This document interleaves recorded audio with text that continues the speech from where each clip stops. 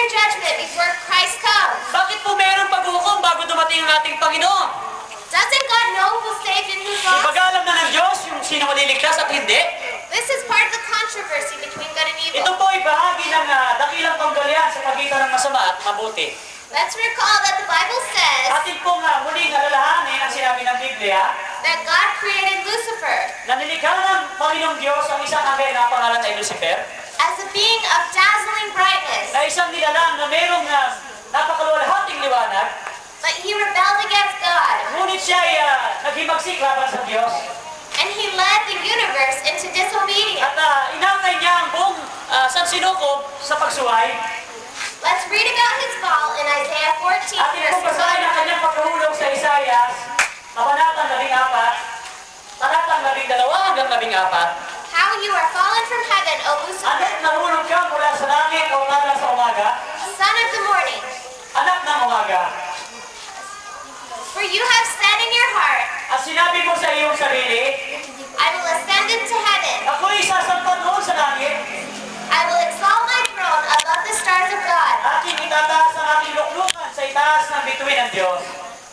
He says, Ang sabi niya, I will also sit in the mount of the congregation at ako'y uupo sa bundok ng kapisanan, on the farthest side of the north, sa mga kaduluduluhang bahagi ng hilagaan. from the north where God's law was given. Mula sa hilaga, doon po binigay ang kautusan ng Diyos.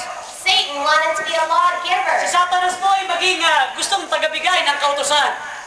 I will ascend above the heights of the clouds. Ako'y sasampa sa itaas ng mga kaitaasan sa mga alapaap. I will be like the Most High. Ako'y magiging gaya ng kataas-taasan. Lucifer wanted to sit on God's throne, Gusto po ni Lucifer na umupo sa trono ng Diyos. and he rejected God's authority. At kanya pong tinanggihan ng autoridad ng Diyos. He wanted to be his own ruler, Gusto niya maging sariling mamumuno sa kanyang sarili. and he set his opinions above God's sovereignty. Sinabi niya na ang kanyang kaisipan ay mas mataas sa kapangyarihan ng Diyos. Lucifer claimed that God was unfair, Pinalatangan ni Lucifer na ang Diyos ay hindi makatarungan. and Lucifer led a third of the angels into rebellion. At inakay ni Lucifer ang ikatlong bahagi ng mga anghel upang maghimagsik laban sa Diyos. So Lucifer came to the planet Earth, Kaya po si Lucifer ay bumaba dito sa ating planeta and he led Adam and Eve into the same sin, at pinamunahan niya po si Adan at si Eva para magkasala. and made them reject God's love and authority. Upang ang ating unang mga magulang ay talikdan ang kalooban ng Panginoon Diyos. Before the universe, Lucifer has charged that God is unfair. Bago pa po nalilang ang sanlibutan, pinaratangan po ni Lucifer na ang Diyos ay hindi makatarungan. He says God is not righteous, Ang Diyos ay hindi matuwid. and he says that God's way is not the best. Ang paraan ng Panginoon Diyos ay hindi maganda. He says God's laws can't be kept. Ang kautusan ng Diyos ay hindi maaaring sundin. So God is on trial before his own universe. Kaya po, hinatulan din po ni Lucifer ang Diyos. The heavenly records reveal God's justice. Ang mga talaan po sa langit ay naghahayag ng pagiging makatarungan ng Diyos. Before God wipes sin out of the universe, Bago po tatanggalin ang kasalanan sa buong sinuko, his love, fairness, and justice ang kanya pong will show. pag-ibig, ang pagiging makatarungan at ang kanyang hustisya ay may papakita sa buong universe.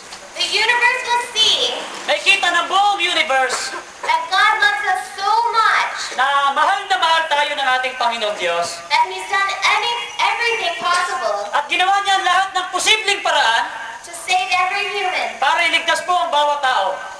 You and I are evidence of this trial. Ikaw at ako ay mga halimbawa ng paglilitis na ginagawa. As our lives come before God, Habang ang ating buhay ay lumilipas sa harapan ng Panginoon Diyos, in the judgment, God asks, sa araw ng paghukom, magtatanong po ang Diyos, could I have done anything more meron ba akong nagawang hindi ko pa nagagawa? to save anyone here? Para iligtas kung sino man sa inyo dito? It will be evident Ito ay nagiging maliwanag that anyone who is lost, na kung sino man sa inyo ang maligaw at mawala, hindi maligtas. it will not be because God didn't give them a chance. Kundi dahil ang Diyos hindi kayo binigyan ng pagkakataon. And it will not be because God didn't love them. Hindi din dahil hindi kayo mahal ng Diyos. And it won't be because God did not desire their happiness. Hindi din dahil hindi hinais ng Diyos